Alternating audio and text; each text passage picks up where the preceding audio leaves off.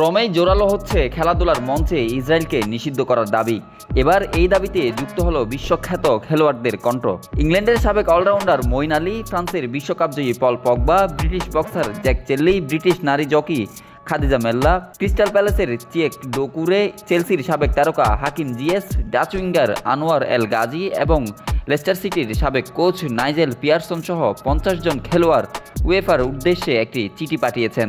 তাদের দাবি একটাই, উয়েফাকে অবিলম্বে ইসরায়েলকে সব প্রতিযোগিতা থেকে নিষিদ্ধ করতে হবে। এই চিঠি জমা দেওয়া হয় ব্রিটেন ভিত্তিক নুজুম স্পোর্টসের উদ্যোগে অ্যাথলেটস ফর পিস ব্যানারে। চিঠিতে বলা হয়েছে, ধর্মবর্ণ নির্বিশেষে ন্যায় বিচারের পক্ষে দাঁড়াতেই এই উদ্যোগ। তবে এই দাবির 50 জন খেলোয়াড়ের মধ্যে বিশেষভাবে আলোচিত হয়েছেন Dutch winger Anwar El Gazi.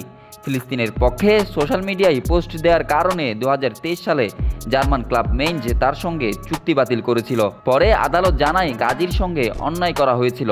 বর্তমানে তিনি খেলছেন কাতারের আল সাইলিয়া ক্লাবে। চিঠিতে শ্রদ্ধা জানানো হয়েছে ফিলিস্তিনি কিংবদন্তি ফুটবলার সুলাইমান আল উবেইদকে, যিনি ফিলিস্তিনি পেলে নামে পরিচিত ছিলেন। গেল আগস্টে গাজায় ইসরায়েলি হামলায় প্রাণ হারান তিনি।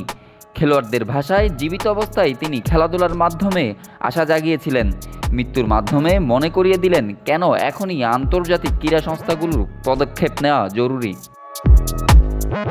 এর আগে জাতিসংঘের মানবাধিকার কাউন্সিল ইসরায়েলকে ফুটবল থেকে সাময়িক বহিষ্কারের আহ্বান জানিয়েছিল। প্যালেস্তাইন ফুটবল অ্যাসোসিয়েশন ও ফিফার সাম্প্রতিক কংগ্রেসে একই দাবি তুলে। তবে এর বিপরীতে দৃঢ় অবস্থান নিয়েছে যুক্তরাষ্ট্র।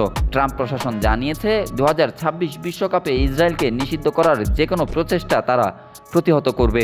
বিশ্ব ক্রীড়াঙ্গনে তাই এখন বড় প্রশ্ন, ফুটবলে কি নিষিদ্ধ হতে যাচ্ছে Israel? Desk report, news now sports.